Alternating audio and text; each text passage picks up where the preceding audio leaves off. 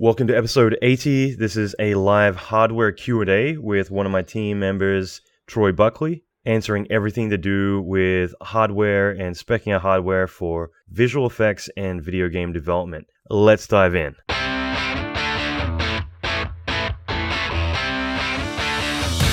Welcome to the Alan McKay Podcast. Alan is an Emmy Award-winning visual effects artist and mentor to many leading industry experts. Listen in as Alan talks with other industry leaders in film, video games, and visual effects about their experience, lessons, and methodology. Alan will teach you pivotal advice to fast-track your career, better your skills, and reach your ultimate dream job. Check out the latest episodes on alanmckay.com.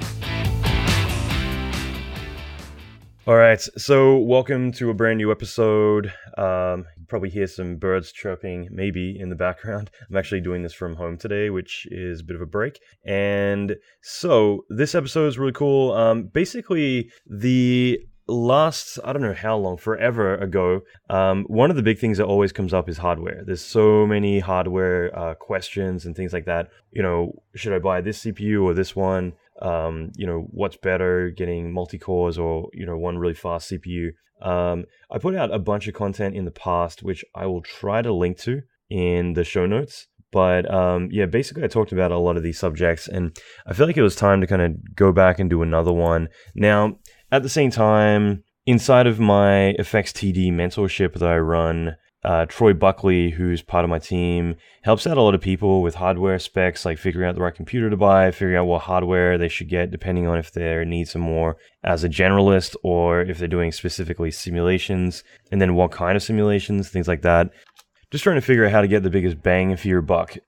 So Troy is actually a student of mine inside of the mentorship that I run, and he's just shown so much passion and care and really willing to share so much knowledge with everyone in there. And that's exactly like everyone else in there too. That's what I love, is that we're all so collaborative and positive and, really push each other, which is so awesome. And it's just been bit by bit, he's kind of organically evolved into being someone that I work with closely, pretty much on a day-to-day basis on a lot of ideas and extra things that we can do for everyone inside the course. And he really helps me out a lot. So we decided we would do a Facebook Live session and do like a live hardware Q&A for anyone who has questions, things like that. And it was more to kind of initially get the conversation going. And that way from there, we can probably do another one later on as well. Now, in case you haven't noticed, I've been doing a lot of Facebook Live sessions lately. And that's just been something that I've found to be really great, because I think the first one that I did was actually with Dan Rorty in Paris. And he was recording my session, speaking on stage during my talk there at the IMAG Masterclass. And I think it was like a 500,000 reach. It was insane. And like 215,000 views, something crazy like that. It was really awesome just to see so many people get engaged with the content. And more recently, I've been putting out ones, like last night I put out a portfolio or a reel breakdown. And this is basically something that I gave a masterclass at SIGGRAPH one year. And Autodesk came to me saying, hey, one of the Weta guys, he couldn't make it. Basically, he got detained at the border coming into the US. And because of that, I had to take over his masterclass as well. Apologies for the background traffic. Like I said, I'm at home today. So doing his session, I basically just warned them that I'm going to be drunk with the digital domain guys all day. And, so I'm not going to really prepare for it. But, I'll show up and I'll do something really cool. And funny thing about that, I'll just segue for a moment. I remember that year, I think it was San Diego, it's like 2007 or something. I ended up drinking with the digital domain guys for like pretty much the entire day. And we got kicked out of our table because it had been reserved for, I think, like 3 p.m. or something. Animal Logic was coming by to take that table. So I just remember leaving and I was about to head off to give my masterclass talk, and we're crossing the street and all the guys from DD like yelled out like F you and gave the finger to all the Animal Logic heads of the company. And the thing is, I wasn't doing that, but all of the DD guys were. And being that none of the Animal Logic guys knew the digital domain guys, then he knew me, Zare, Chris Godfrey, all the guys running Animal Logic. really only saw it as Alan was giving us the finger and telling us to F off, because I heard it about like an hour later through, I think one of the guys at Autodesk was like, yeah, apparently you're like mouthing off to him, and I'm like, it wasn't me, it was the DD guys. I was completely innocent in this, so I had to go buy it later and have a few drinks to smooth things over. So with the talk though, what I ended up doing was I just loaded up my reel that I had at the time. I just went through shot by shot and just talked about what I did on the shot, some background stories, some of the challenges, how long shots took, some of the curveballs, contributions from other people, just funny stories, whatever. And it was really cool. I had a lot of fun doing that, and I thought it'd be fun to start doing these as live sessions. And it's something that obviously along the way, people can ask questions, and there's been some really great questions. Like last night I did the one with Matt Conway, who's a map painter. You might recognize him from episode 59. We did an episode together, which was really cool. He just wrapped on Guardians of the Galaxy 2, and he's a map painter on that. He also has worked on like Avatar, Avengers, Game of Thrones, and all these other really big feature films. So that was really cool, just kind of shooting the shit with him. He's up in Portland at the moment, so we're just hanging out, doing it together. And at the same time, like tomorrow being Wednesday, I'm doing one. So I should check my dates. Wednesday 24th, I think. 24th, yeah. So May 24th, I'm going to be doing one with Dan Rorty, who obviously works for Microsoft, has worked on like IPs like Star Wars, Tomb Raider, Gears of War, and like loads of other stuff. Extremely talented character artist. We'll be doing one together as well, so that's going to be really cool. And so I mean, I'm going to start doing these. Basically, going to be doing a bunch of reel reviews, like portfolio reviews with different artists. I'm going to have Dennis Mejiones on to do a portfolio review pretty soon. I think Dan's coming back as well. I'd love to get some effects people on too, so maybe some VFX supervisors, things like that. I've also done some other Facebook Lives lately on confidence hacks. That one was extremely well. I guess the response was pretty extreme. But basically just going through talking about a lot of how to build confidence and be more confident, which sounds like such a trivial issue, but the more I've surveyed and really spoken to people, the more I've realized that a lot of people do have confidence issues. And I had to rush it, but I give a story in there about how I didn't have much confidence, at one point in my life, and I really had to focus on that as, take action and really lean into that. And that was interesting. It definitely changed my life. And I wasn't just like, oh, I read a book on confidence. It was, I had to go out every single night and just by myself and focus on just putting myself out of my comfort zone. Everything that I talk about in the podcast is exactly the sort of thing that I would do. And it meant that I got to a point where I could go out by myself, work a room, know everyone in there, never pay for a single drink, have a great time, and every single night was an adventure. And like I said, it changed my life. It honestly is probably the biggest life-changing experience I ever had. And, I had to rush it because I was streaming from my phone and my phone was about to die. But the whole thing was really great. And that will be on my Facebook Live page. If you check out the video library, it'll be in there. Other ones were talking about finances along with Troy Buckley. That was really cool. So we talked about finances because, again, Troy's been helping out with everyone in the mentorship with how to manage their money better, building budgets, things like that. So it's really cool just to nerd out about things like that. There's so many more. So if you want to check out some of these Facebook Live sessions, you can do all that on my public Facebook page. At the same time, if you click the like or subscribe, whatever button it is, the like button, I think it is, just from my Facebook page, that means that you'll get notifications whenever I go live. So that's really handy. So that way you'll get, pop up on your Facebook just saying, hey, Alan's about to go live in a few minutes. Or if I schedule one like a day ahead of time, things like that. You also get other notifications if you need to. But that's really handy. I'd suggest you do that. It'll be really valuable. Again, apologies for the background noise here. And I'll try and leave show notes to all this stuff too. But if you want to check it out, just go to facebook.com/Alan F. McKay. So my middle name is Francis. I have no choice in the matter. So Alan F. McKay. So facebook.com/Alan F. McKay. And I'll leave a link in the show notes too, as well as to Matt Conway's episode And like I said, I'm going to be doing more of these. I'd love to get feedback from you whether or not these are useful, whether you enjoy them, because obviously I've got finite time and infinite amount of things to do. So I'm always trying to figure out where to put my time the most. And speaking of which, next week I'm going to be releasing I think it's like about 10-hour new training series. So I did one at Christmas, which was like a mega training on reverse gravity, and I did another one of a building, like a live action building exploding, like a whole feature film shot, July last year. So 2 or 3 times a year, I try and put out like really intense training where I spend about a month. I hire a team of people, like my team basically come together and we do really epic work. And this is going to be a training series I'm going to be putting out in about a week's time. So keep an eye out for that as well. So again, if you're on my inside circle, you'll get all that stuff ahead of everyone else. So all that's on alanmckay.com. But anyway, I'll have links to everything in there. Just go to alanmckay.com/80. So just one word, the number is 8080 for episode 80. And yeah, that's it. Let's dive into this episode. Okay, welcome everyone. We'll get started in 1 minute. Just want to quickly introduce myself. Hopefully, let me just mute myself. Cool. All right. So yeah, welcome to this. And yeah, just a quick introduction. Basically, we're going to be doing a session on hardware Q&A. And let me share our pretty faces.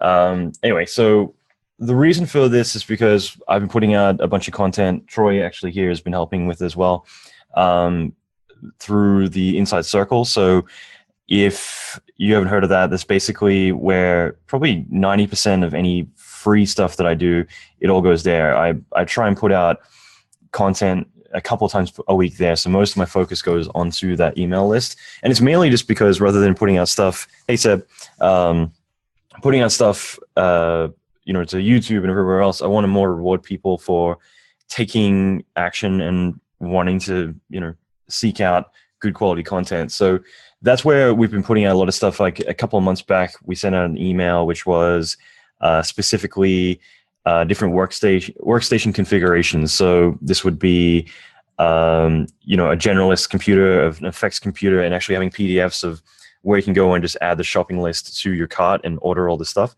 which I thought was kind of cool just to kind of dive into that. And yeah, I mean, from there, just the other day, we put out one more specing out, your own studio hardware. So if you were to launch your own studio, what's the kind of computer hardware you would need? So just before we get going, I just want to welcome everyone as you guys are rolling in. And as I mentioned, it's myself and Troy Buckley talking about hardware Q&A. And give me 1 second. I'm so illiterate at this stuff. But so just do me one favor before we get going. If you can just quickly share this, I'm going to always ask that because it's really important. I think it's very valuable. So that way people can know that we're in here doing this. And also because I think there's so many great questions that could potentially come up if more people come in here and start throwing out ideas. And I think that you will benefit from that as well if you are able to click the share button. At the same time, and I never look at this, but you should be able to, I think there's like a follow button around here somewhere, but if you follow my Facebook page, you'll get notifications whenever we're doing these. And I think starting from next week, I'm going to be trying to put out like every 2 or 3 days, I'm going to be doing a Facebook Live session. I'm going to be doing a lot of live 3D training. So far, I've talked a lot more about career stuff and more deeper stuff than 3D, just because I think that's the sort of thing that's very vital and there's not much information out there on it. But next week, I'm going to be doing a bunch of different things from behind the scenes, look at a lot of the movies that I've worked on, how they were built, a lot of render passes and doing actual lessons of recreating some of that stuff, which I think will be really cool. And realize how bright I am, by the way. But yeah, so in addition to that, I'm going to be doing a portfolio review with Dan Rorty, who is a creature lead, or I don't know what the hell he is, a creature supervisor for Microsoft. So they do Gears of War and a couple of those big projects. Dan's got a pretty massive following.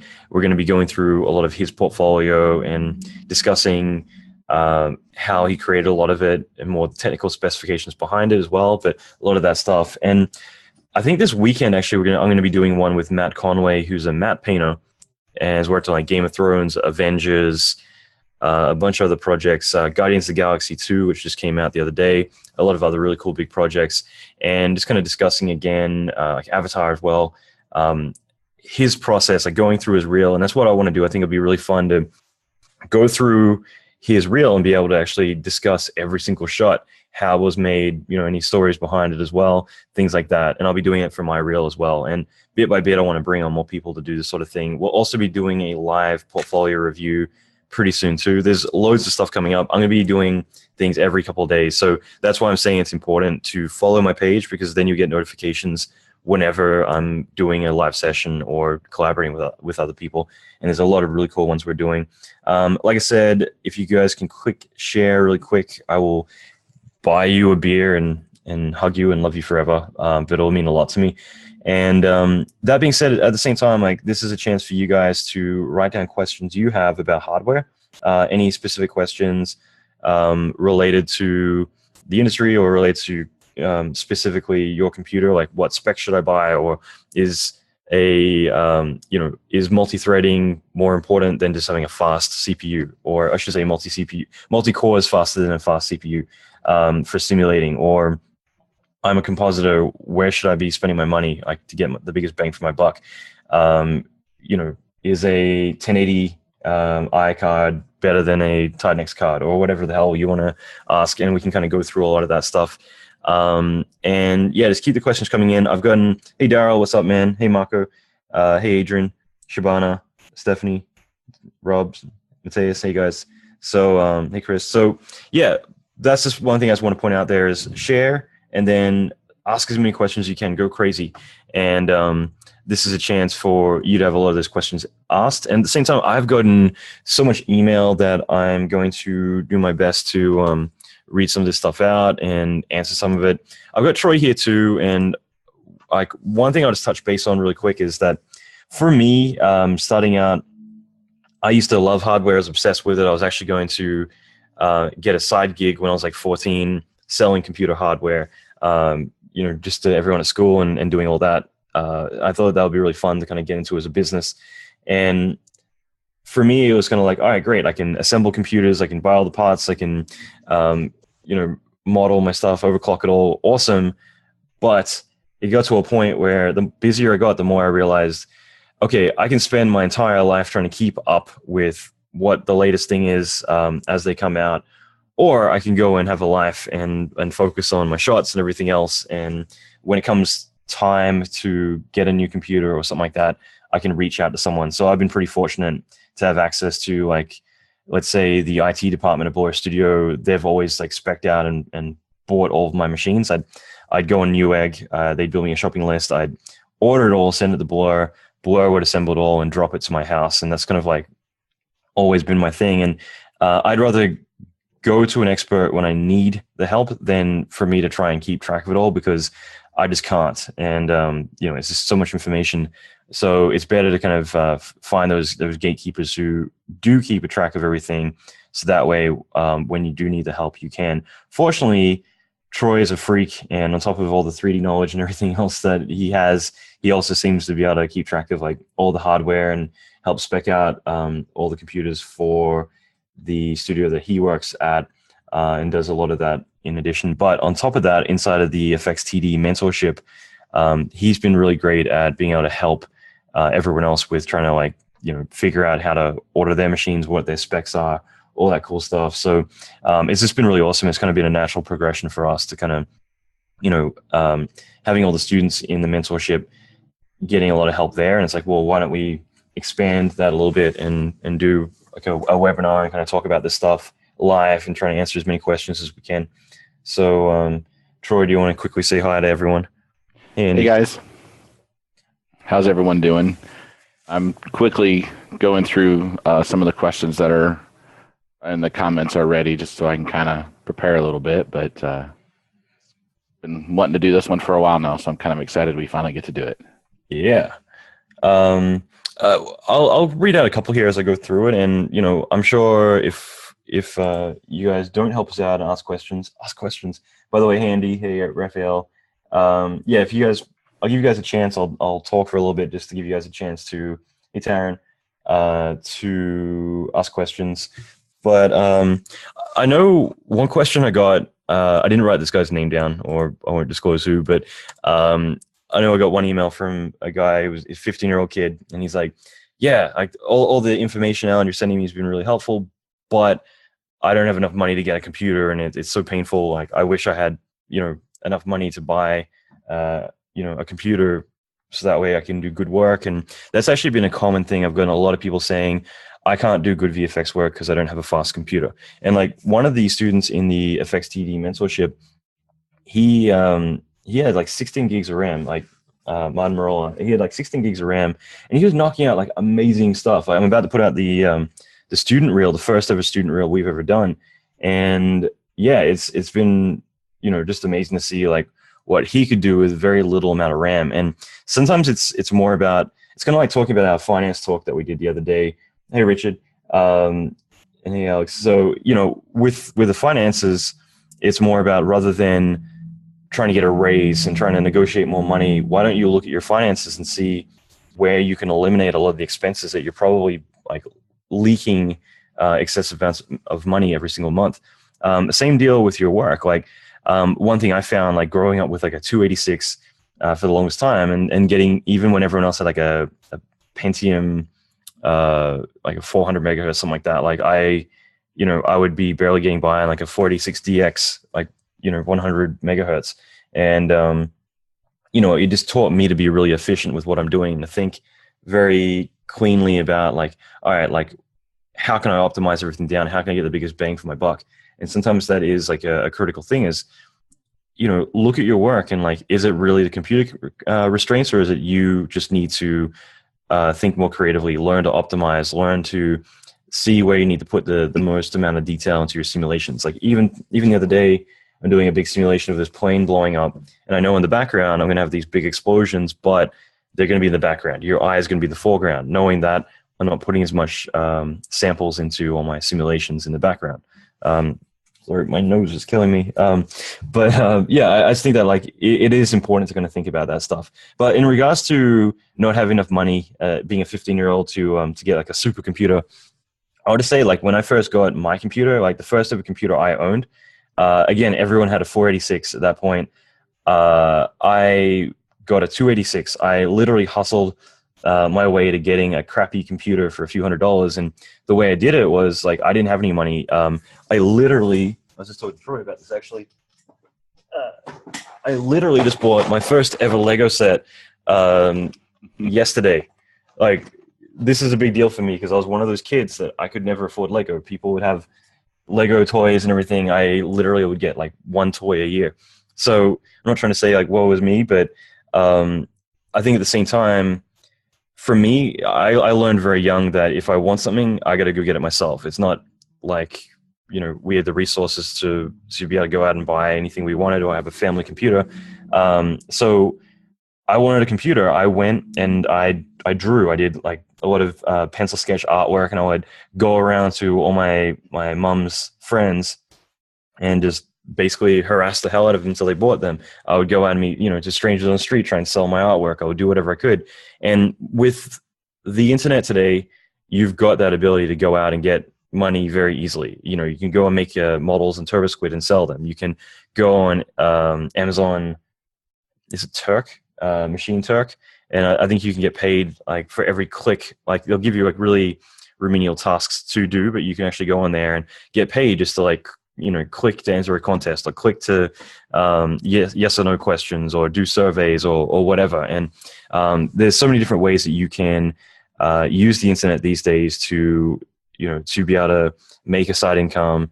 And be able to use that to actually get what you want. So whether you're a grown adult or whether you're 15 years old, you live in a time where you can go out there and you can get that faster computer or whatever you think is holding you back. And I think the important thing is to figure out what are the things that are holding you back. What are the domino things that are really going to help you? If it is getting a supercomputer, and that's going to be what's going to allow you to make that killer reel that's going to get you that job and is going to change everything, then focus on that being the first goal, to do whatever it takes to hustle and get that money together to buy that computer. And maybe you just get a payment plan. There's 100 different ways, but there's no excuses here as to what's holding you back. And that's why I figured I'd mention that first, just because, no matter what your age is, you can go out there, you can do that, get that computer, and then get that job. So that being said, I'm sure there's been plenty of questions coming in. I was going to quickly say it one more time. Nice, Troy. I'm going to say it one more time. If you guys can quickly share this, please, just so that way others can benefit from this as well, and we can get some really good questions in here. Hey, what's up, Gary? Good to see you in here. And hey, Ian, Andy, Marco, Rob, just saying hi to everyone really quick. Daryl. Yeah, and there's some amazing people in here, by the way. This is really cool to get such an awesome audience. So let's get rolling. Troy, do you want to read out some questions? Yeah, sorry, my head looks like I'm on a swivel. The downside of having 3 monitors. So we can talk about that later. I think a couple ones that want to. I know a common one is an i7 better for sim work versus a Xeon Dual? Fortunately, I have both, and the answer is yes. Mostly because you have to know your software, and in some cases, TP, FumeFX, Phoenix, while they can be multi-threaded and use multiple cores, there's many times or many stages of the processing where it can't. And in those situations, usually the Xeons are going to be a much lower clock speed per core. You have a lot of them, but they're much slower clock speed. So anything that becomes single-threaded or anything that kind of gets bogged down, whether it be Max, Maya, Houdini, whatever, it's going to benefit from the speed differences of an iCore 7, especially ones that are 3.5 or OC'd into the 4 gigahertz range. They're going to be able to chew through those tasks a lot faster than a dual Xeon. So hopefully that kind of makes sense of, yes, a Xeon can be faster, and yes, an iCore 7 can be faster. Well, what are the price range between the two? Like, if you...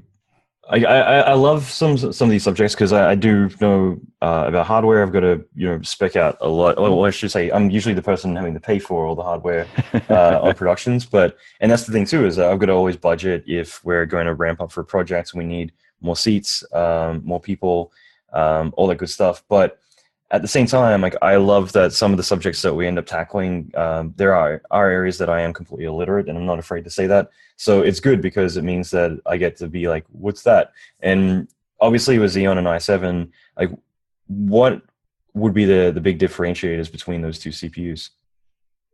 From a cost standpoint? Yeah, or just in general, like, From a cost standpoint, quite a bit. You typically if for what we do, you want to go with the mid to upper level Xeon chips to get into the 2.6 to 2.8 gigahertz. So they're going to be anywhere from $1,200 to $1,800 a CPU, and 2 of them.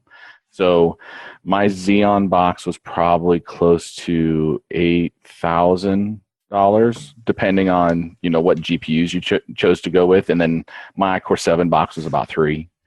So you could get almost 2.5 iCore 7s for a single Xeon box from a cost standpoint. And again, that all just kind of depends on, how much RAM you want to throw in there, and if you're going with a bunch of Titan cards or just a couple 1060s, it all kind of hangs in there. But from a just a general computing standpoint, the Xeons are meant for basically server level type work. So they're, basically meant to handle lots of tasks all at the same time. Whereas the iCore 7 stuff is usually better off for, absolutely. Call of Duty. So, they're more enthusiast oriented. Now they do have a couple that, they have a couple of the extreme editions, which have 10 cores, so 20 cores with hyperthreading, and can be overclocked to insane speeds. But again, those come with a pretty high price tag. So it's kind of, it's one of those things where,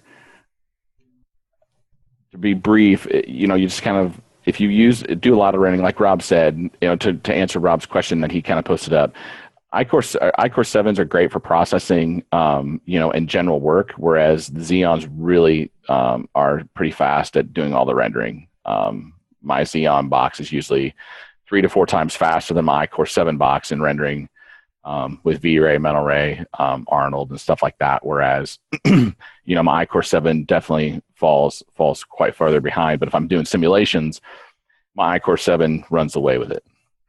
So I guess, actually, one other thing I was going to tell everyone, hey, Eddie, shit, lots of people rocking in here. This is awesome. Yeah, I'm trying not to get distracted by all the questions. Sorry, I love, we got people from NVIDIA in here. We got people from Blizzard.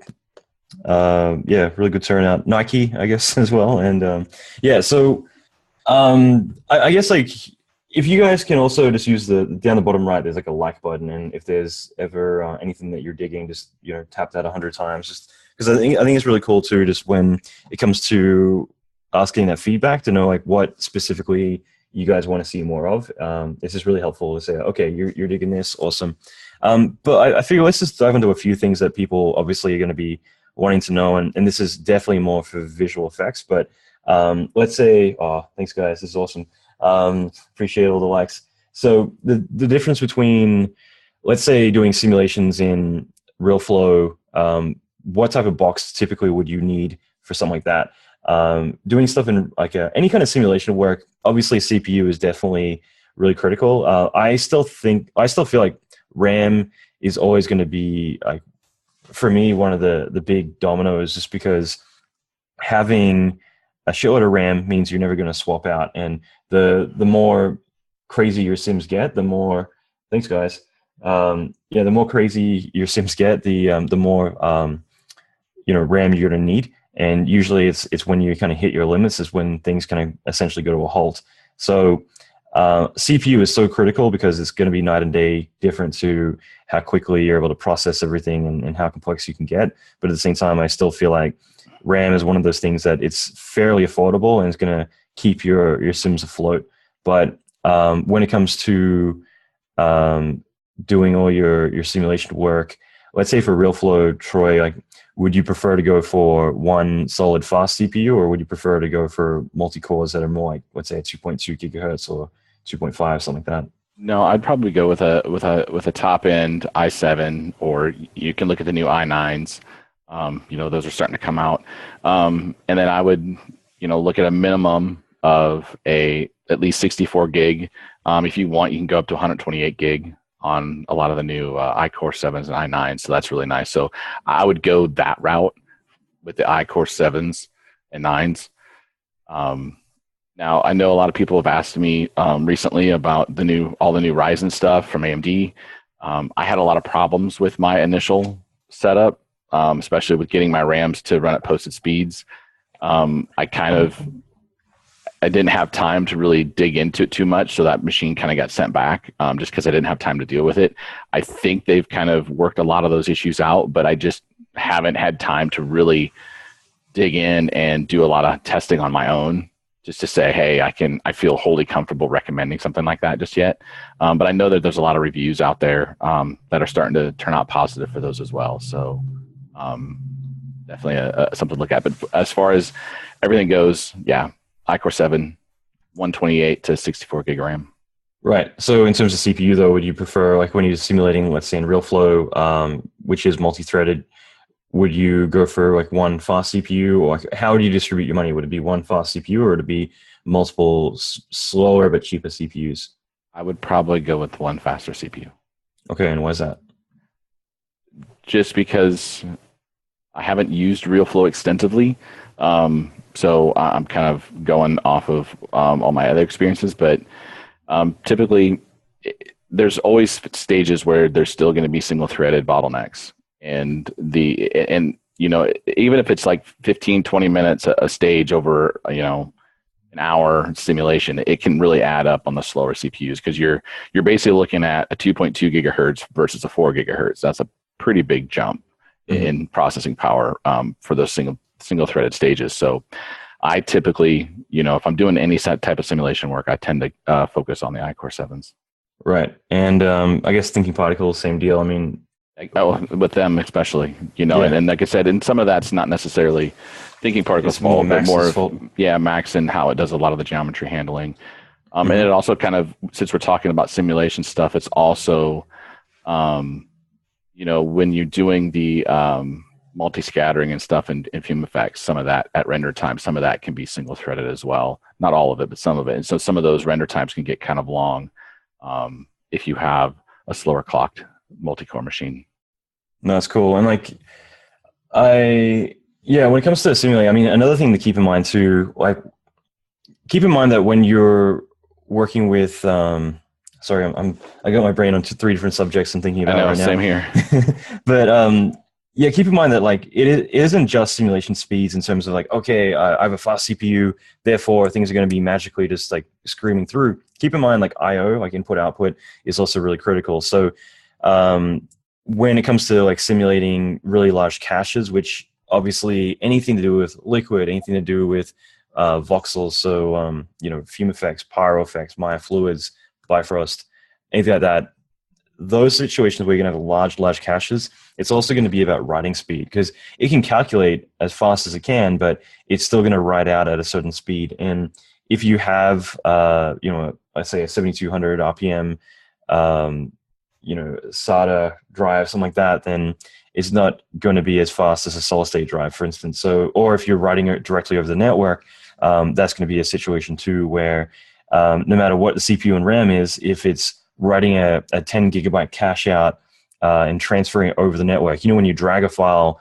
onto the network and you see the little bar going along, that's what it's doing every single time it finishes a frame. So that too can slow things down. And sometimes it is a matter of thinking about your whole workflow. I did a talk on hardware a couple of years back, and I mentioned this because the way that my entire network was set up, we had a lot of traffic, fluid traffic going through the network back and forth over everyone else. And this used to be a problem back in the 90s where compositors were the bottleneck, because they would have, a 32 gigabyte, let's say 32 gigabyte, let's say 8 megabyte target file, because it's got an alpha and it's got, 3 channels in there. It's huge back then. So that was one of the tricky things. This is the fact that you had these 2K target files going back and forth on every single compositor's box. That would completely slow down the rest of the network, where we could barely get by on a 10 megabit a second connection or whatever we had back then. So what would typically happen is you would end up putting the compositors all on their own separate networks. So that way they're able to read and get all their data they need, and it's not affecting the 3D department and everyone else as well. And these days, even as big as EXRs can get, it doesn't really matter as much as fluid data, things like that get huge. Same thing with, doing really heavy LiDAR data sets, things like that. Anything that's really massive, that's the big bottleneck. And so for instance, with Blur Studio, one of the things that they did there, which I thought was pretty cool, is just automating it through AskBurner and AskFreezer, which is their version of Backburner. But it basically, what it would do is you submit a job, it would send it to whatever job, whatever computer picked it up. It would then repath the Fume cache and simulate it locally on that solid state drive. And once it's done with every single frame, it will then transfer that frame back onto the network as it's going. So even though it's writing locally, it's then transferring it off, and that way 3ds Max and Fume isn't dependent on that file being written, and it would transfer back in the background. And when the thing's finally done, it would repath it back to where it used to be. And that way you would get things simming very, very fast and then transferring over the network after they're done. And it would speed things up probably by about 25% in the long run, which is pretty impressive. And it's just things like that, thinking about your network traffic, thinking about your read and write speeds, where you're writing to. Same thing with thinking particle caches, at least when there are .tps files, where it would just write this one, something of Office Space now, a TPS reports or whatever. So with there being one file, if you had a 20 gigabyte or 100 gigabyte dynamics cache in this one file. And that's why you have the TPC files now, because it writes out frame sequences. Because otherwise you would have this one file that's on the network and it's constantly going back and forth, as everything's been written to it. And when it's a really big file, that's going to get exceptionally slow. So usually what you would need to do is calculate it locally and then transfer the file over the network. Now there's TPC files, which are slightly different caching, but they're they're sequences, file sequences. So that means that one frame gets written, it gets sent off. So they're smaller each time. So they're smaller files rather than being one gigantic file. And for doing reading and writing, that's exactly where that's going to speed things up a lot. So things like that, you just got to think about over just hardware and think about, well, again, going back to the big picture, like how am I doing things? And like maybe there's things that I could be doing on my end that are actually the big bottleneck, not just the hardware. And what can I do to speed things up? But Troy, I'm sure you've got a bunch to add on to that. No, and that's a great point. I mean, I remember back in the day, people were like, "Hey, how do I speed up my X, caches?" And it's like, get a better hard drive or put in an SSD, because it can't start the next frame until it's finished writing out that previous cache. Back to my the earlier thing I was talking about, Carl Braun makes a great point, and it's something that even I forget about it sometimes. Is that remember that each core still needs memory, so make sure that you have enough memory per core, especially if you have a lot of cores in your computer, that you have enough memory to span everything. Because if a core doesn't have enough memory, it's not going to be used. So it's great that my Xeon has 72 cores or 72 threads with hyperthreading, but if I don't have enough memory, half of those threads may not be used at all. So that's another good thing just to kind of keep in mind. Sorry, I'm a little hoarse tonight. But yeah, I mean, you can also, since we're talking about input output, a lot of times you can start looking into RAID systems with either SSDs or even 10K RPM enterprise drives, and something like a RAID 10 to get yourself some much faster read and write speeds as well, and get your storage size up without breaking the bank and several $1,000s of 1 terabyte SSDs. Cool. That's awesome. I'll just quickly say, Ian Skin was saying sorry, sidetracked. He's saying Backburner is a pain in the ass. What's a better alternative? So me personally, Deadline. That's obviously in the FX TD Mentorship. We go into like building a lot of custom tools to automate a lot of what we do, and Backburner can be pretty cool. But yeah, I'll say that Backburner for the longest time was basically one guy testing on 2 computers. I kid you not. Until about, 2005 or 2004, it was one guy testing Backburner on 2 computers, submitting a job and picking up on the other computer. So we were doing so many productions where you'd have like 30 jobs on there. As soon as it goes about 30, it would crash out, and you'd have to restart on every single render node. And so I just remember like running into the machine room, like running down the hallway into the machine room whenever you see like 28, 29 jobs being submitted, and having to like kill them all just because otherwise the whole farm's going to go down. And yeah, it definitely has its issues, but I love ThinkBox. Like I said, in the mentorship, we go crazy with that. Like we write tools that one of the big modules, we basically get a character, do the whole ashing effect, so it collapses in ash. And we have it all set up in a way that you hit a button, it's going to submit the dynamics to be all cached out inside of thinking particles on the render farm, picked up again, and then submitted out Fume Effects sims to get done as well, and then bit by bit going through all the layers. And you can, like, even with Backburner though, you can get it to go and do like a Photoshop job, or go and mow your lawn. I mean, delete files, whatever you want it to do. You can do a lot with it, but Deadline, you can definitely take it a step further. It's pretty impressive what you can do with it. There is other ones out there, Muster and a lot of other ones, but I don't know. Like, even for cloud rendering, Deadline's pretty effective. Yeah, I agree.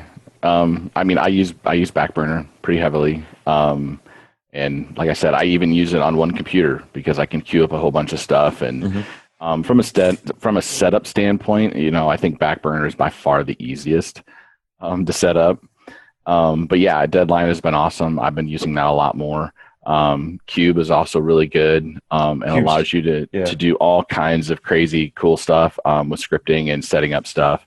One of the thing is, you can, like I said, it's the bigger render management systems are great because they support more software. So, whether it's Nuke, rendering, Photoshop, or not Photoshop, but After Effects, Premiere, all that kind of stuff can be sent, over some of the bigger ones. Whereas, Backburner is a little bit more limited in that regards. You realize you actually can do After Effects and Nuke and everything inside of Backburner. I haven't been able to get it to work yet, so yeah. Well, I'm not sure if it out of the box it supports it, but I've been meaning to touch base on that for a while, because the original technical director transformations course that I put out years ago, we went heavily into that, but I haven't talked about it outside of there. But yeah, you can get it to do data backup jobs for you. You can do anything with it. It's just you got to make it execute different tasks, and do a command line, for instance, and get to run things. So, I mean, you can do a lot with it. But yeah, Deadline's really cool. Cube, the Advantage Cube has, I'm not a big fan of Cube, but it's faster because Deadline, Muster, a lot of the other ones are all database driven, whereas Cube isn't. So it means that when, just like Backburner, when the Cube gets really big, it doesn't slow down, whereas all the other ones will. Funnily enough, I've met so many Americans who didn't know what the word queue meant until they started working in 3D, and then they know about the render queue, and they realize that queue means a line, so go figure. Anyway, but Richard was asking, actually Richard brought up a really good point. I've talked about this before, but one of the big things too is going and getting a supercomputer beast to do all your work on. I've always said, instead of going and getting a supercomputer that's because the way that, I'm going to try and do this with my hands, but the way that computer hardware typically works, just like anything else, is the latest and greatest version is usually going to be about double the cost of two down. So what is the third greatest and what is the greatest at the time? Two versions back is always going to be about half the price. So if a Coppermine or some crazy CPU at the time, Coppermine's old now, but some new CPU comes out that is really impressive, the ones before that were the flavor of the month a year ago are probably going to be about half the price. So usually you're paying double for that. So sometimes it is better to kind of go slightly cheaper, but in general, when it comes to computers, same deal. You could get your supercomputer with the latest and greatest everything, or you could get probably three additional workstations for the same price as that one super one. And that's one thing that we were talking about doing, is putting out some hardware specs. That way we could send out three different shopping lists for buying the ideal computer. And one is the poor boy one that's going to it's good for what you get. For $1,000 you can get a really good production computer, or for $2,000 you could get something really good, or for $6,000 you can get crazy one, trust fund baby, could be that one there. But in general though, put it this way, if you're going to buy a supercomputer so that we can do badass simulations, you can do really big render jobs, you can do all this crazy stuff, if that's your end goal, think about the fact that if you have 128 gigs of RAM, usually if you're doing a really complex simulation, you're not going to hit that 128 gigs of RAM unless you're doing a big simulation that's probably going for a week. So you got to think, is that 128 gigs of RAM really going to serve me well on my main workstation, where I probably, after a few hours, want to get back on it and do some actual work? So having a computer in the background that actually can do simulations and you can let it go for a week and then come back to it is a lot better than your main workstation being tied up all the time. So I always say to have at least two computers if you're doing any sim work. So whether it's cloth sims, hair sims, whether you're doing dynamics or pyro stuff, water, whatever, it's better for you to have a second box that you work on, and that way you can be way more productive. If I were working on a team and one of my artists had one computer and they're doing simulations, I'd kick their ass and I would give them two computers, because I'd rather them be able to continue working while they're simulating, rather than being all right, well, I'm going surfing because my shit's simming. So you gotta be more productive in that respect. So there's nothing wrong with getting a supercomputer, but anytime I've gone to a studio and they're Alan, you're gonna be doing really complex stuff, let us give you this crazy freaking computer.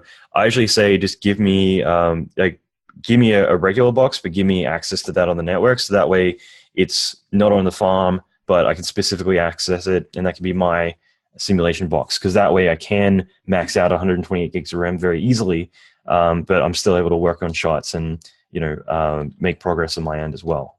So hopefully that makes sense. No, and that's a great point. I mean, unless you're rendering a lot, it's definitely good to have, multiple machines, especially, those sims, sometimes they don't happen in an hour. So, it's good to offload that so that you can keep going on other things. Excuse me. And I think that's why my setup right now, it's a little smaller than the normal, but, just having the iCore 7 and the Xeon, I can send all my render stuff to the Xeon machine and then work on all my sim stuff on the iCore 7 and vice versa, depending on what I'm doing. I can work on either one. Hooray for KVM monitors. But yeah, amen. It's great to have multiples, but because like I said, there's always things that you can be doing, and sometimes just shooting a sim off just to see where you're at, just kind of just like, hey, I need a base level of what's happening, but I still want to work on a few other things, and having the ability to offload that work to another machine is huge. So it's definitely a good thing. Cool. I was just typing this out, but I'll just say I'm going to keep repeating myself a little bit, just because there's always people kind of coming in and out. So just in case you're coming in, anything that you hear that you like, click the like button a bunch of times, just because that way we can see that this is stuff that's resonating with you. More importantly, if you can please share this, it would mean the world to me. And I'll say, hey, Stephanie, and hey, Lucas, George, good to see you guys in here. So I don't know, again, you guys want to keep asking questions. What are some of the common ones that you think are coming up a lot, Troy? One of the things that I keep getting asked is, and I think it's a good transition, is if I buy a 1080 Ti card, is it going to make TP faster? Short answer is nope. Knowing your software is paramount. You need to know what your software is going to use from a resource standpoint. Is it CPU based? Is it GPU based? Is it, going to be a RAM hog? All those things are really important. So, but for the most part right now, as far as a VFX goes, you want to focus your efforts on RAM and CPU. GPU is going to be mainly for, just display and seeing what you're doing. So, if you're setting up a new box and you have a $2,000 budget, it's probably not the best idea to spend $800 or, $600 to $800 on a 1080 card when you should be spending that money on a better CPU and more RAM. I'll just quickly say that, I mean, first of all, GPUs are the future, but it's also one of those things that, it's so easy to be like, I want to get this thing because I really, really, really want it. But you got to think ahead and say, well, do I actually need it right now? Because 6 months from now, Exactly. That thing that you're going to buy is going to be half the price. So, you could get something way better. And I've done that. I went out and got 2 Titan X cards, and I've yet to use them yet, but I plan to. But to think that I spent $4,000, I think, on those cards, when probably now I could have gotten something way more sick. Plus the 1080s came out, which a really good bang for your buck. So, again, timing is everything. Do you really want it right now, or should you get it? I think with everything, it's essentially, like I said with the podcast I put out this week, learning just in time rather than just in case. You should be buying things just in time, because that way you're going to get the best bang for your buck. But I would say, for the longest time, I've never had good video cards. I would literally have the bottom of the barrel. If I had onboard video support, I would just use that, because if I'm working in feature films, most of what I'm doing is all CPU and RAM. And if I'm working in game cinematics, that's one thing, because they get heavy, polygon wise. But a lot of time working on feature films, it's mainly all sim work. So most of my render nodes don't have any video card whatsoever. And I'll literally just fire out jobs. It gets picked up, it does the job, kicks it back. I don't need any video support, as I've never targeted that at all. The only time I ever got inspired was I did the podcast episode with Al Flavol, which I'm pissed because he's in LA right now and I should be there with him. But he inspired me doing his short film. I just call it Dawn of the Planet of the Stuff. But that short film he did was amazing. It was phenomenal, and he did it all on one computer with a crap load of Titan X cards. And that made me think, like, holy crap, like, this is the future, this is where I want to go. And it is going that way. Like, now if you look at even RealFlow, there are segments of the solvers that are GPU accelerated. So you can do all the SPH fluid sims using the GPU, for instance. So like bit by bit, things will go that direction. When I was at ILM, we had Plume. Plume was all GPU based using NVIDIA cards. So that was really amazing, just because you get really fast results very quickly, and at the same time, the way that the IT department described it to me was the fact that video cards are way more recyclable than a CPU is. So you can get a super fast video card, and when it's time to upgrade to the next one, you can hand down a video card to the next person very easily, and it'll still be very valuable. Whereas, with a CPU, they quickly become quite redundant. So, cost efficiency, GPU is way better in the long run. Agreed. Great. Thank you for your contribution. That's what I'm here for. So what else we got? Quick tip. So Carl saying quick tip on cache disks, even SSDs do two tasks. Sorry, I'm terrible at reading. Even SSDs do two tasks. They read and write optimally. You want to write to one and read from another. It sucks for archiving sometimes as the job is splayed out, but if you do both to one drive, half the performance. All right, I'm never reading again. Basically what he's saying, and that's a good point. I mean, it's expensive, but you definitely can do that. It's basically if your file has to read something and write something at the same time, it's best to put it on two different drives, so that way you're getting the maximum performance out of the read channel and the write channel of two different drives instead of being halved, because otherwise it has to share the same pipe of reading and writing. So that's definitely, like most of my machines that I build, they all have a cache drive and a projects drive, so that I can kind of split that up. Anyway, again, it's an added cost, so it comes down to what's going to make sense for your particular situation. Sorry, and I'm, like I said, there's lots of stuff coming in, and no, it's great. Trying not to get deer in the headlights. Ismail was asking, I'm curious about the RAID controller, what hardware to buy and what exactly does it do and how it works. So I guess, do you want to explain what RAID controllers are? This is more of a server question, but why not? Yeah.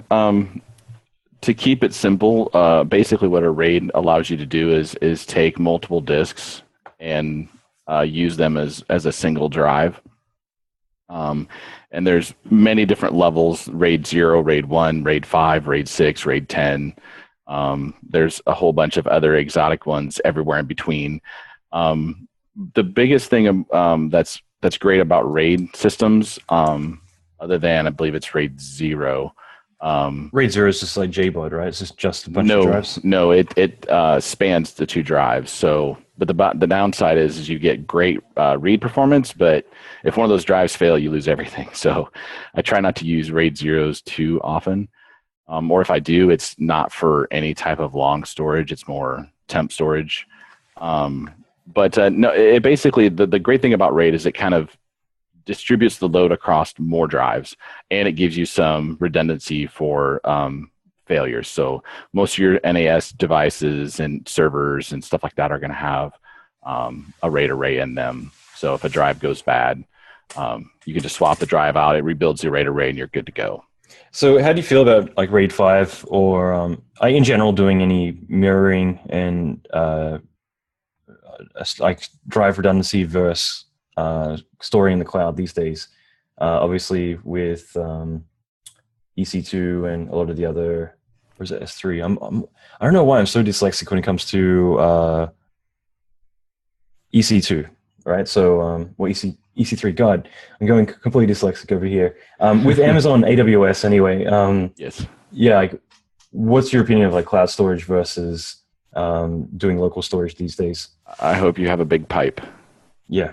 Internet pipe. I mean, that's the biggest thing. So, I mean, for us, cloud storage really isn't an option. Just backing up, 96 terabytes of data is just, if you max out my upload speeds on my work connection, that's going to still take 6 months to just get a single copy up on the cloud. So you kind of have to factor that in. I with cloud storage. I just transferred 2 terabytes over the internet the other week, and that was not fun for you. Yeah. Yeah, we got through. I finally uploaded 2 terabytes, and then the client was like, "This is too slow." I'm not going to get into it. I've already had one rant this morning about it all, but I was very against it from the beginning. But then, after uploading 2 terabytes, I then had to ship a drive to the other side of the world because it was quicker than using the internet to transfer the files. So, cloud storage. I think it's just like with anything, you pick and choose your battles. You figure out, okay, well, what's the stuff that I want to do a local backup of, so that way you can mirror everything that's important and big, like common files. But then there's the really critical stuff that you don't want to lose, whether it's a fire or whatever. And that's the sort of thing that, and usually they're the smaller things that you might want to do a cloud backup as well. Whenever I archive a production, we archive everything except for the fume caches, because in my opinion, fume caches are not usually that big to sim. If you need to resim everything, it's going to take you a couple of hours or a couple of days. It's not going to be, a lot of manpower to do it, and that's usually the most expensive part. Right. Yeah. For me, typical storage, data storage, I usually use RAID 5. But for anything in my local machine, in my sim machine, I've got a RAID 10 with 4 drives, and it's still cheaper than a 1 terabyte SSD. And I get almost the same amount of throughput. So that's kind of what I use from just a cost standpoint. Excuse me. But so RAID 10 is pretty good, and it allows, if something catastrophic goes down or power outage and wipes out one of the drives, I'm pretty secure with everything on there. But you do sacrifice some drive space with a RAID 10 compared to a RAID 5. On a more important note, Dan already said beer, and so I have to say beer back. So Dan, we're doing Vegas next 2 months from now, so we're going to get that all organized. But Dan, as I mentioned before, Dan and I are going to be doing a portfolio review next Wednesday, I think. So don't get too drunk, Dan. I'm actually going to go out with a couple of the Nike people in about 30 minutes. So I think Nick's in here. So as long as he's in here, I know that I've got time.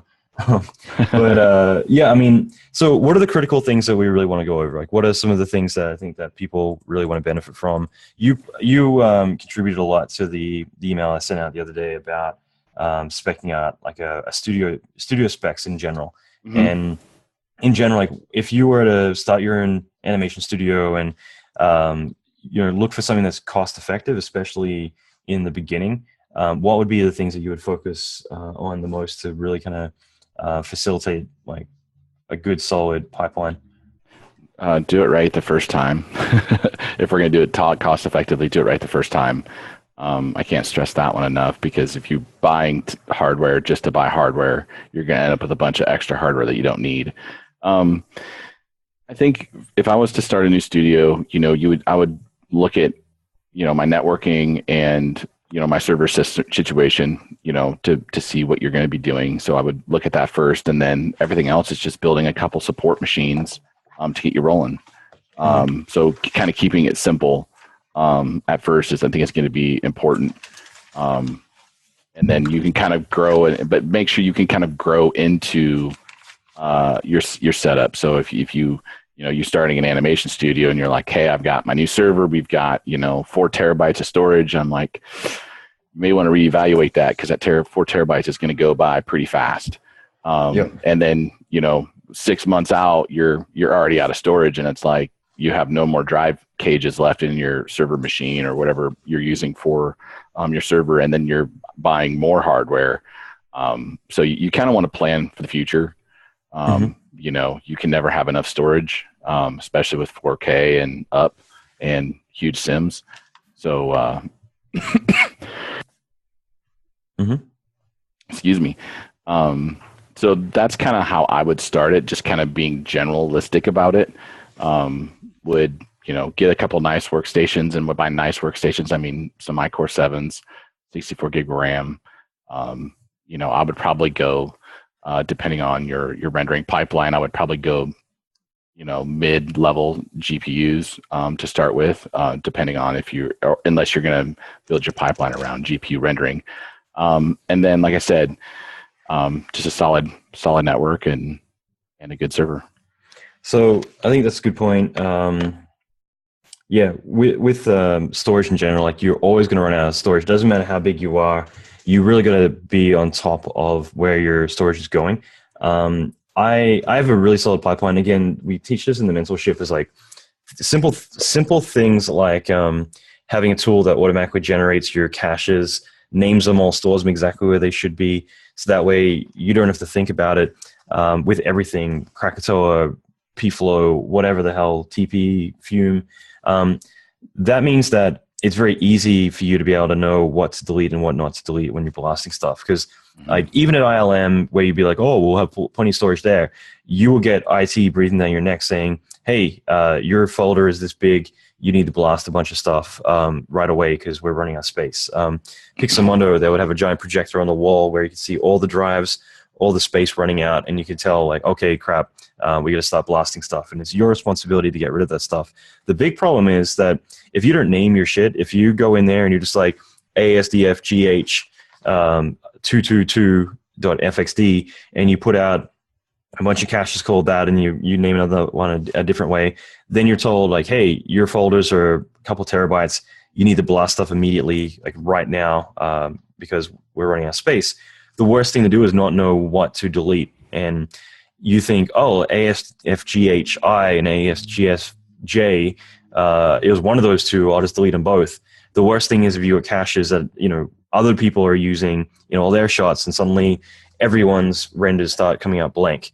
And they've got to wait days for you to regenerate all those caches again because you accidentally deleted the wrong cache or whatever. So going back into just like standard workflow practice, but understanding file naming conventions, folder structure, things like that. If you name everything correctly, then you can go in and say, well, this is all version 3. I'm up to version 18. This stuff's safe to kill. It's very easy to be able to know exactly like what grid is named. Like all my stuff, I can easily go by file name, and no matter where it is on the network, I can backtrack it all the way to where it should be, like what directory, everything in there. And it's because everything is set up and named correctly automatically. And that's why I automate everything. So that way I hit a button, my file's named correctly. I hit a button, it's going to path out my renders, my caches, everything. When I had to transfer the 2 terabytes over the internet, for a second, I'm like, man, this is going to be like a day of work, zipping up 2 terabytes of data, going through all the directories, making sure I've got everything. And then I was like, no, screw that. I just got one of the scripts that we had written for something else in FX TD, and I just modified it a little bit so that way inside of Max, I hit a button, it goes through every single one of those Max files I had in one directory. It knows the file name of the Max file, so it goes and looks for that on the network. Looks in there, it knows where all the caches are going to be, and it starts like using WinRAR and compressing all of them down, saving them all into the right directory, dating it all, doing all that stuff automatically. And that took probably 3 minutes to write, just because again, it was based off another script. It's really easy once you get into the habit of it, and it saves me a lot of time. It means that I don't need to worry about it anymore, and it meant that in the long run, compressing stuff, like it's a button now instead of it being a day of work every time I want to do it. But in general, you are going to need to be very responsible with where your disk space goes. No matter how big a studio, you're going to be blasting like lots and lots of space away all the time, because you need, accumulatively, everyone is going to be taking up so much room that you need to be on top of that always. Yeah, file organization is key. I mean, I can't stress that enough. Anyone that works with me knows I'm kind of a stickler for that. I'm kind of harping on people. That too, and along with that is if you have your stuff very organized, there's not duplicates floating around, especially with some of the renders, they can get big. But then, like you said, it allows you to write scripts and to do things to help automate stuff. One of the things that I do is I primarily render with V-Ray, and I render to V-Ray images, and then I send a secondary script, a postscript action that then automatically converts the V-Ray images to EXRs. And I can set it up a little bit differently in the compression and all that kind of stuff, so that my EXRs are smaller than just a straight rendered out EXR. and it's enough to be worth a little bit of a wait to process them down. But since it's all automated, I don't have to think about it. I just send the job, it converts it. When it's done rendering, it converts all the files, deletes the V-Ray images, and I'm good to go. And it's kind of one more thing that you can do to kind of help automate the process, strip down as much file size as you can. And like I said, if you're not going to, one of the things that kind of drives me crazy is someone does a test render and they've got, 20 different render elements in there. It's like, files are huge and it's just for a test. You don't need all that stuff in there. So just be cognizant of that when you're rendering and when you're doing those things, because, file size goes fast and storage goes fast. So definitely a very good point. When we're at Blur, you would get your ass kicked if you were rendering out 2K stuff when it's not close to final.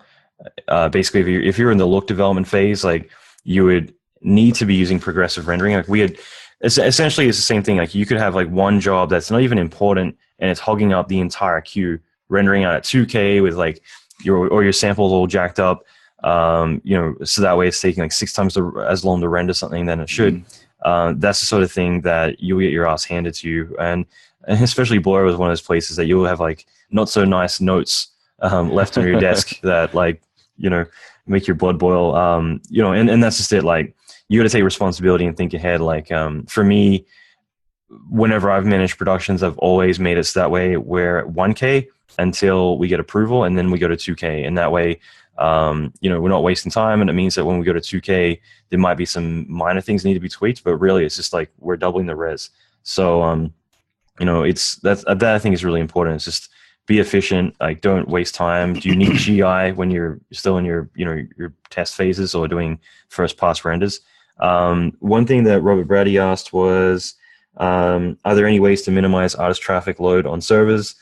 Methods of checking out files and working locally and then checking the files back in into the server, for example. I mean, in general, if you're working with comp, and comp is something that if you have, a shitload of read nodes, then you're pulling in a lot of stuff. But the thing is, you do like local proxies of everything. That's probably like an easy way to do it, where essentially it'll create like a 480p or whatever res you want to set it to. It'll create local passes of everything that it'll work with, and then you're able to switch it back to the original sources afterwards. So it essentially renders out all the passes locally, and then you can swap it back out. And Fusion does that, like most comp packages do that these days. Yeah, Fusion and Nuke both do that. We do something similar. I have a comparison utility that I can copy down the frame data, especially when doing a lot of heavy Nuke comping. I'll copy it down to my local RAID array on my workstation so I can work that way. And then when I'm done, I can just compare, upload the stuff that changed or just the new file sequences, and then I'm done. And it kind of keeps it to a minimum. One thing I did on the equalizer, because it was kind of a tricky project, because every 2 weeks I would fly to Boston where we're shooting, and I would work there, and then I would fly back to LA, and then 2 weeks later fly back again. And I need to have like a seamless workflow, and also just in general, like working, I didn't want to work on my network all the time. I wanted to be seamless for them, because I just don't like having to send people files and say, you figure out my files and what the hell I was doing on it. So what I ended up doing was I basically figured out their structure for their network, and then I figured out the structure for my network. And this is something I built like a course around a long time ago. It's not available anymore, but I built a whole pipeline and showed off how to do it. But basically, I set up their network and my network, and then I would work on my end. And if I needed anything, because one thing that this is like a big rabbit hole, but like with automation, I'm a big fan of, especially in effects, never having to work on version 1. Like I want to automate everything so that way I don't get to touch a shot until the effects have already been built, simmed, rendered, and then comped, and then I look at it. And I've got demonstrations of this that I've gone through and automatically built effect shots without me ever touching it, and then I go in and start adjusting it from there. So on the equalizer, I wrote a tool where I would go and type in the shot code. It would then go and find it on the network, and it would find everything in Boston using a VPN, and it would pull all that stuff and store it locally, naming it all based on my network, and it would store it all there. So if I want to max, I basically typed in a shot code. It would go and it would find the LiDAR information. It would pull that in. It would go and find the camera. It would pull that in. It would go and find the either DPX or the XR plates, and it would pull that across, as well as the JPG proxy plates as well. Pull them in. It would pull everything, and then it would name them all the way that I do on my network, so that way I can stay within my pipeline.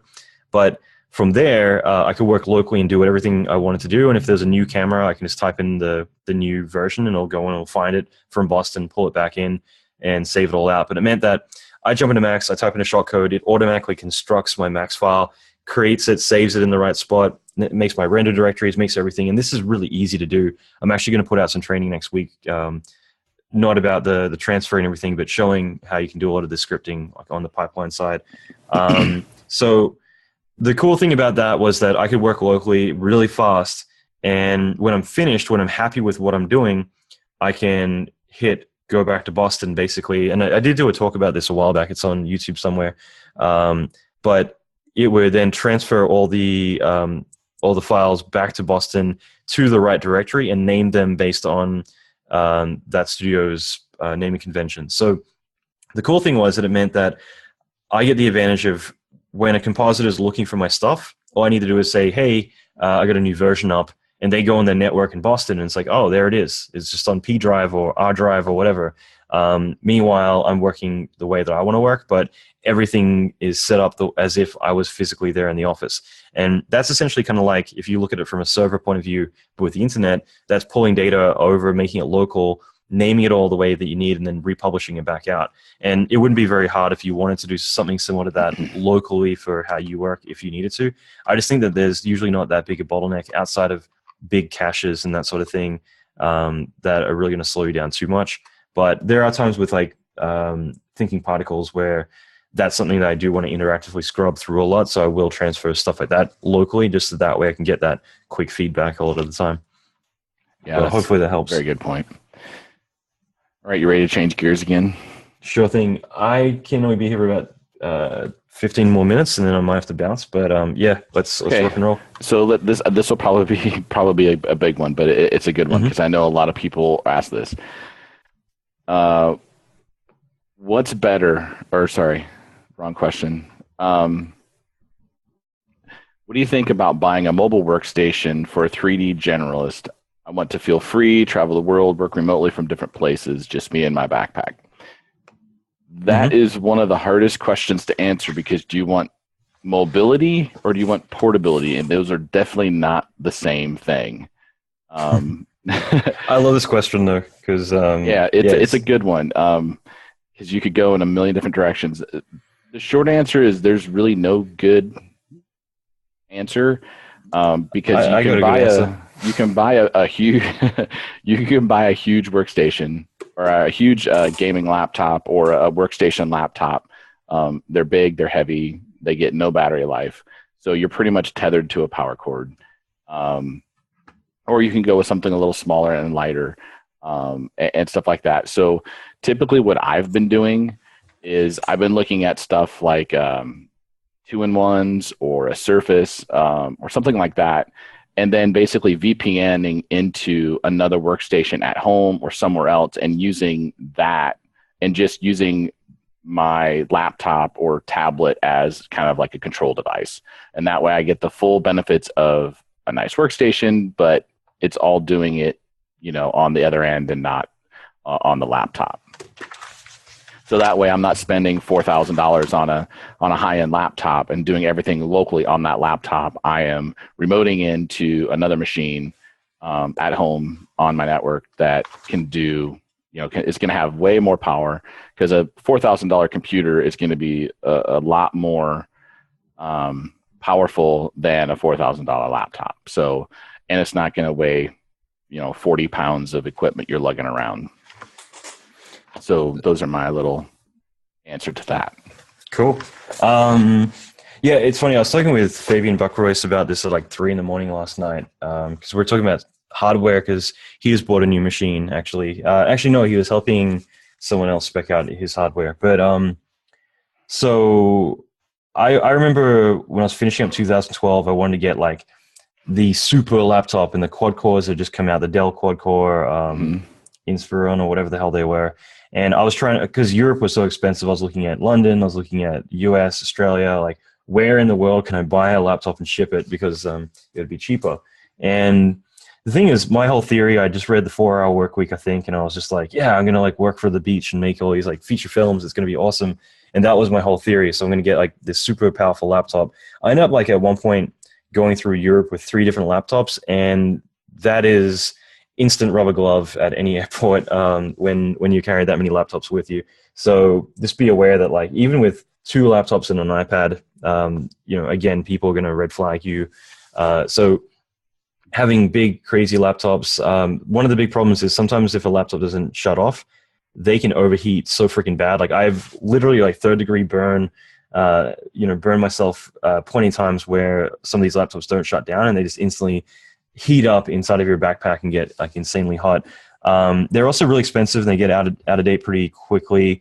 And I still feel like for the price of a super powerful laptop, it's the same specs as like a pretty average or semi-okay desktop PC. So it's always kind of like a hard gamble with that. The whole working remote thing, I've been basically working most of my career remotely, and I'm actually going to be putting out a lot of information on this subject pretty soon. I've been working a lot on just wanting to talk about the subject and how to replicate a lot of what I've done. But I took a photo this morning. It's on Instagram of like a few movie posters or framed pictures, Troy, actually, that are on my wall. And it's funny because every single one of those feature films I worked on from home. I was like Superman, Star Trek, Equalizer, Transformers, like all that stuff I worked on from home in my PJs most of the time. And then occasionally I'd go on and work elsewhere just for the sake of being around people. And it's totally doable to do all that stuff. It just kind of comes down to workflow pipeline, all that kind of stuff. So one of the big things, and I know a bunch of studios that are starting to move this direction now, is PCOIP. So PC over IP is one solution where even though you might not have like a super, super powerful computer, essentially as long as you have a video connection, you can stream video from your server where it's doing all the hard work to your computer. And this is essentially the future. This is where it's all going to go. When you get the PlayStation 6 or whatever, it's just going to be a little thumb drive, basically. I mean, it's not going to be doing much on its end. It's going to be streaming video from the internet. In fact, some of them already do that, but it's going to stream video from the internet. A fast server computer somewhere is going to be doing all the calculations, all that stuff, for your game, doing all the video cards, everything, and all you're getting is a video signal. And that's how I know some really successful studios are starting to do that at the moment. ILM secretly did like their pod a couple of years ago, so I think it was like 2011. They basically set up a studio in LA. Like they didn't tell anyone about it, but they set up a studio in LA where all it was screens, laptop, and a mouse. And it would essentially all connect to a box. And the computer that each artist was working on was in San Francisco. And that way they kept everyone on the same network. It was completely secure and safe, so Marvel wouldn't have a hissy fit. Everything was all in their office, but all the artists were able to work pretty much without any lag whatsoever from a PC in LA connecting to San Francisco.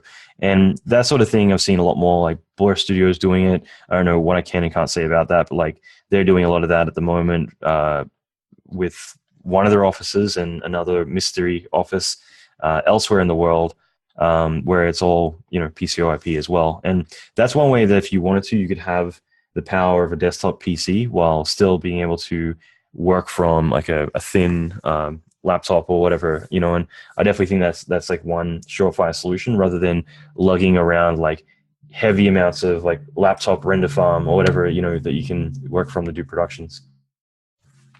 Awesome. But yeah, I'll just say with that, like I've done so many projects remotely and I've tried every single way. And, it's definitely one thing that I feel I can say I'm an authority on is working remotely and running businesses remotely. Yeah, for sure. And right now, like I work from home. I've got I can't count right now. I've got probably like 8 render nodes and 1 fast machine. And that's pretty much like how I knock out a lot of what I do. And it's just, I carefully choose what I agree that I will do and won't do. Like that 2 terabyte thing, I agreed that I wouldn't do the renders on my end because I knew that I didn't have the bandwidth to be able to knock out 2K renders of full CG, like hair cloth, forests, characters, fire, everything. So again, like knowing that I can simulate it all and they could render it on their end, that's cool too. With cloud rendering, you got complete freedom there as well. So suddenly, you don't need heavy amounts of power. So one of the big things when working on Transformers or Flight, I'll say Flight's a good example. We were working with a small team of people. Actually, Transformers is a good example where Atomic had just started up, and like we were a team of like very few people, and we were knocking out like crazy amounts of stuff, and it just meant that we had a render farm of like 5 or 6 machines, and that was mainly just for me to do my thing. Everything else we did in the cloud. And with Flight, it's a good example where we ended up getting an extra 350 shots, something like that. And typically what happens is when a studio takes on a project, if they get extra shots, it's very easy to say, yeah, more shots equals more money. Hell yeah. So they go and they buy a crapload more computers. They go and they hire a bunch more artists. They go and they buy a lot of software licenses to go with all that. They go and buy some shitty IKEA desks and put them in the corner, and they go out knocking shots out. Problem with that is that what are you going to do with all that stuff when it's done? So it doesn't have like a lot of longevity. This is usually what puts businesses out of business, is the fact that they ramp up really quickly and then suddenly they've got all this massive overhead that they can't afford in the long term. The other thing is also just physical space. Some places end up getting a bigger office to facilitate one production, and so then suddenly they're stuck with all the aftermath of that production. The other thing, and this is the number one thing that I always see overlooked, is the generator. They don't have enough amps to support all the electricity. So they're like, all right, more computers, more everything, and then realize, oh wait, we don't actually have enough electricity to handle this. So because of that, they end up getting like a diesel generator or some like ghetto thing, like whatever. There's so many hilarious solutions that come from this where they're just trying to get by and trying to get enough electricity pumping in there. Sony at one point ran into that where their AC broke down and they had to call the fire department to feed water into the building just to keep the ACs going, so that way all the computers didn't burn down. It's just one of those things you got to look ahead at, like what the foresight is. The thing about cloud rendering was that we were able to ramp up to the additional 350 shots without even hiring any more people. It just meant more shots. And when it came to rendering, it just meant more cycles, throw more shit on the internet and let it go through it all. We use Zinc, which the guys at Zero, which I did Equalizer with, developed before Google bought them out. And we're able to just like knock through that stuff. And like we kept the same amount of team. We didn't need any more licenses, any overhead whatsoever. And it meant that a studio that is smaller is able to compete with any studio on the planet. It doesn't matter if you're ILM, Weta, whatever.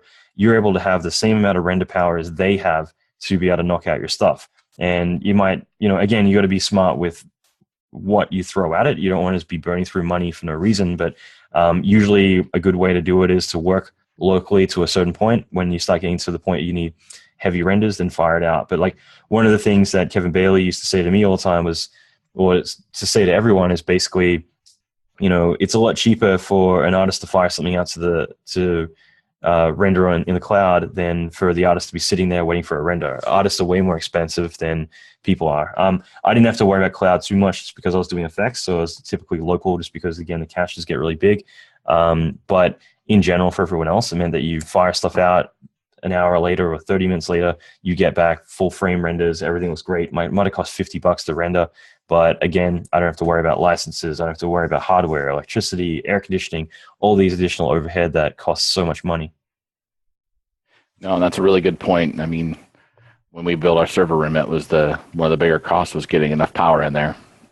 Had to run a bunch of new lines, and I think we're running all 30 amp circuits now, just so we could have bigger machines on more than on each circuit. So that's cool. Definitely awesome. Important. Well, let's just do 2 or 3 more questions, and then I got to go. I have some alcohol to consume.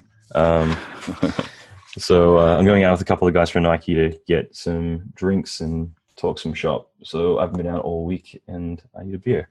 But yeah, I don't know. Like, is there any key questions you guys want to ask that you want to get answered? One thing actually I'll say is like when you're when you're initially setting up your own studio, you can go and get like a crazy big server, but maybe it is kind of a stepping stone thing. I know Troy, you were saying to do things right the first time, but like, what's your opinion of going like a NAS over a giant server right off the bat when you are just like 3 guys or 3 girls in a room, knocking out shots in the early days? Sorry, I was deer headlights. Can you ask that again?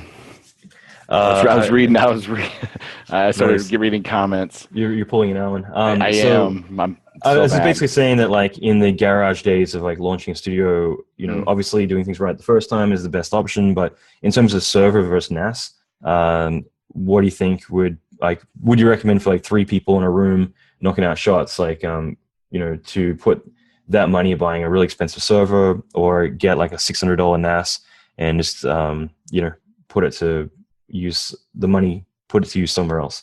I would use a server. Now okay. You don't have to have, a crazy, high-end server, but mostly because that's a place that you can centralize all your licenses. You can centralize a whole bunch of other things that you can't necessarily do with a NAS. Because like I said, a lot of the licenses are floating, and so having a central location and they're not tied to a specific workstation makes it a little bit easier from a management standpoint of, hey, all my deadline stuff and all my nuke licenses, max license, Maya licenses, whatever licenses are all, on that server, so that it's kind of like the central point for everything. And it kind of gives you a good solid foundation. And then, like I said, it can just be a general workstation that you turn into a server. So it doesn't have to be anything, we're not talking like a $20,000, mega server or anything like that. But it's just good to have something that can do more than just host files, and kind of making it, a license server and, a render management server, if you're doing any type of local rendering, is just kind of handy. And it just kind of does more than one thing. Absolutely. So just checking, you guys find this useful? I don't actually have my comments up, so I can't tell, but I'm hoping that's a yes. But I mean, in general, we want to do more of this stuff. I definitely want to, my calendar's a bit all over the place right now, but we're going to answer 2 more questions, and we got to run. But if there's additional comments that you guys have, you can, there'll be a replay of this, so you guys can watch that. One thing, if you send me a private message, make sure it's to my public account, by the way, not my private, just because I don't check my private. And also my public one, I have it automated right now, and this is because it's going to allow me to, actually I'm going to do 2 things really quick. Basically, I've got a bot running in my Facebook, and it's just allowing me to handle, to be able to respond to things a lot better. So one of the things is I want to try and get this information that we're sharing and be able to make it really valid to you, and be able to summarize a lot of it. I have promised in the past, if you message me, that I'm going to send stuff out. It's taken a while to put stuff together. I figured it would be cool to show this stuff off. Give me one moment. But I showed this to Troy yesterday, but for instance, this is the talk that Troy and I did the other day, and this is something that I sent out to you guys who messaged me about this the other day, and you can still get it, I think, if you message me with the word money. I think it was something like that. Finance. Yeah, one word, finance. Yep. It's at the bottom of the PDF. It is. I thought it was kind of irrelevant doing that. I'm like, maybe we should have taken that out. But anyway, point is that a lot of the stuff that we do, I want to share this information with you. So this is kind of like a summary of all the key stuff that we're talking about, that sort of thing. Mm-hmm. Obviously, it takes a bit of time. Actually, it takes a lot of time and a lot of people to get this stuff together. But the whole goal is to, for everyone who's interested in getting a summary of all the information tidied it all up and presented really well.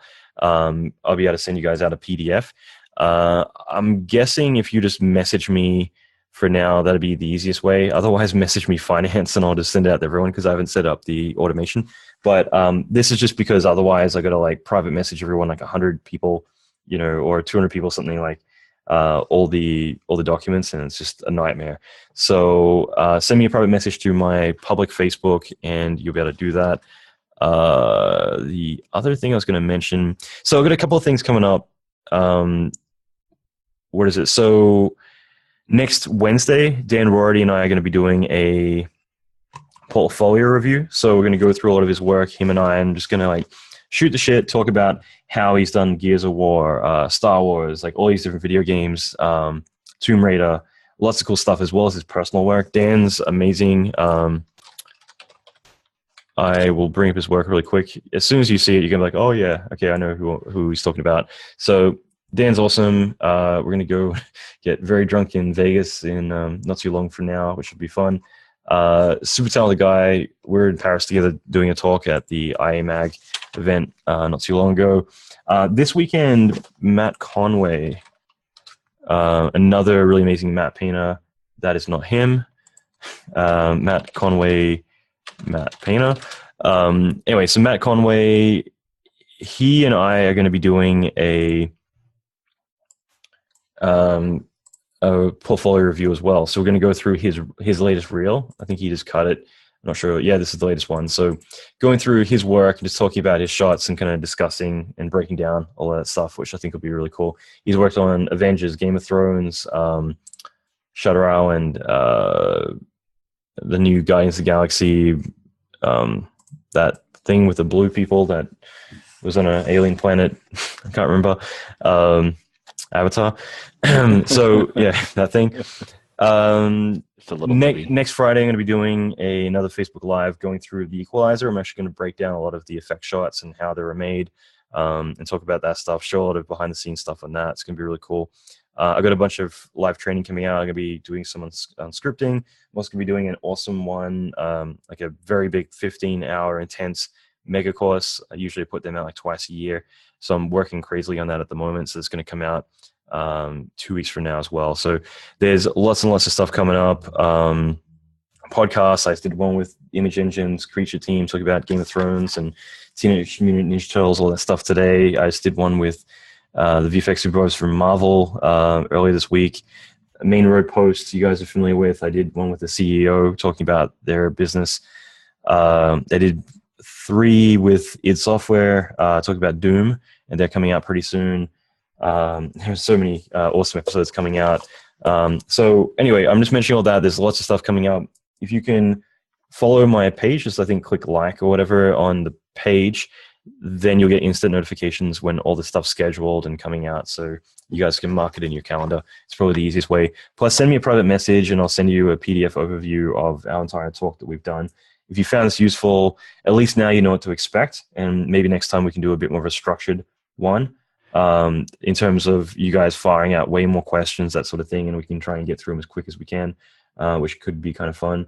Finally, next month, I'm going to do the first ever public career intensive. So everyone in the mentorship that I run, they're very familiar with this, where I do one every once in a while. But basically, this will be a chance for you guys to talk one-on-one with me in a webinar thing, like be able to actually speak through a microphone to me, and we'll be able to talk about any career goals, roadblocks you have in your career, stepping stones, things like that. Even today, I've gotten so many emails from people saying, like, hey, I want to change careers and quit out of my current job into visual effects, but I don't want to take any risks. I want to do it without risking, my career and my money and my family, all this kind of stuff. How do I do that? Or I'm at a point where, I want to, build a brand for myself and get out there and do freelance or get a raise, up my skills, whatever it might be. So we're going to be doing one of them, first ever public one I've ever done.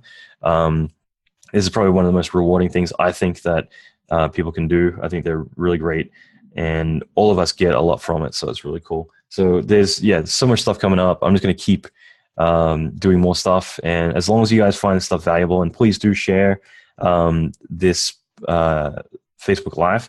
yeah, I'm just going to keep doing more and more of these as much as I can and bring as much talented people like Troy and everyone else to be able to help out too. Troy is a super amazing guy, and unfortunately, he can't talk about his job. Otherwise, even to me, he's so secretive, which drives me insane. But yeah, he deals with so much crazy stuff like every day.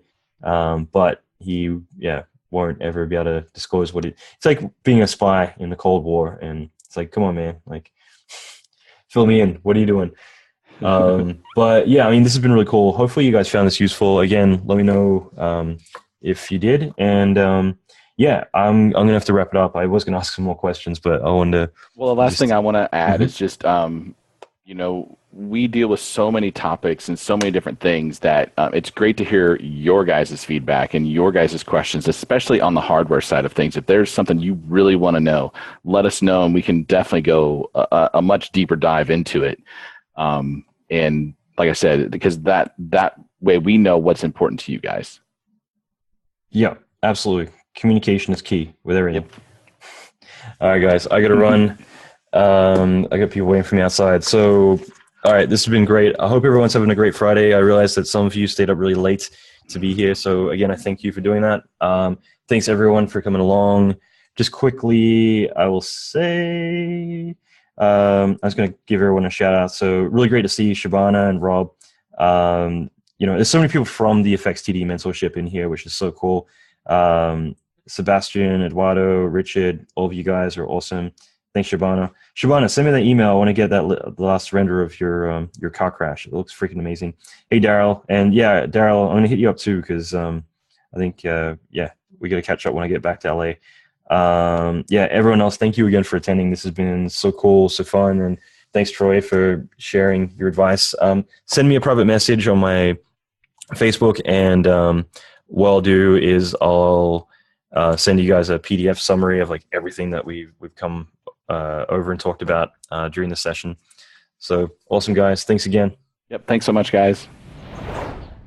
Oh, one last thing I'm just going to add in is how did we do? Is there any subjects that you want to know more about? And if so, leave a comment in the show notes, alanmckay.com/80, and let me know, and I'll definitely go back and do more of these. Okay, so this again is the start of a conversation. Let me know what questions you have about hardware, and let's get them answered. Okay, hopefully you found that enjoyable. Next episode, I'm going to be interviewing Virginia Romansky from id Software. She's the effects lead there. Really cool. We dive into a lot of different subjects. I thought it was awesome. And actually, there's a lot of women coming up on the podcast in the next few episodes, which is really cool. I'm going to try and really expand the audience a lot more to get more women on board. I think that, as fun as it is talking to dudes all the time, I think that it is really powerful to get a bit of a female perspective on the industry, as well as just a lot of the cool stuff going on too. So I definitely want to mix it up a little bit. I know I've gotten a lot of emails from women saying, get more women on. And one thing I'd love to do at some point is do a roundtable of women in the industry, kind of sharing their perspectives, things like that too. And yeah, just in general, I'm really starting to mix things up a little bit, just in terms of trying to get a bit more of a diverse crowd. And by that, I'm not talking about sexes or races. I'm talking about getting in a lot of experts on a few different specific subjects. There's a few really, really high-profile entrepreneurs, writers, speakers from different wakes of life that I think have a lot they could bring to the table here. In fact, there's a few that is just, I'm psyched just to get to know because we're in similar circles. And yeah, I think it's just going to be a lot of fun. So in general, this is going to keep growing and growing. So I'm going to leave it there. Definitely check out the Facebook Live stuff. So come onto my Facebook page, just facebook.com/Alan F. McKay, one word, and that will, allow you to click the like button. I think it's like right below the big stupid graphic of me from the Paris event. And that way you'll get notifications of any live events. But these are so cool. I think it's just awesome. Like, it's actually mind-blowing to see some of the awesome people who are watching, because I don't say anything because I've learned, one of the guys at ILM called it the Alan McKay effect, where I mentioned one of my buddies in there, like, hey, what's up? how's it all going on the project he was on? And he had something like 100 friend requests right afterwards. So I don't do it anymore. But we had the visual effects supervisor, like the visual effects supervisor for Marvel, on yesterday. There's guys from Blizzard, Oculus. One of the the guy, Mark Simonetti, he was in there too, who did, he's the art director on Valerian, Luc Besson's new movie, as well as doing all the cover art for all the Game of Thrones books. There's so many cool people. I'm trying to remember. But like just in general, it just seems like there's so many cool people lurking in there that, I'm hoping and finding it pretty valuable what they're getting from it too. But if you want to check out the show notes, just go to alanmckay.com/80. And you'll be able to get all the information there. I'll try and link everything that I mentioned in there too. And I'll be back next week with Virginia Romansky, as well as, like I said, keep an eye out for that new mega training course I'm putting out for free next week as well. All right, so that's it for now. Leave a comment if you can in the show notes section. I'd love to hear from you. I'm trying to get better at responding to stuff.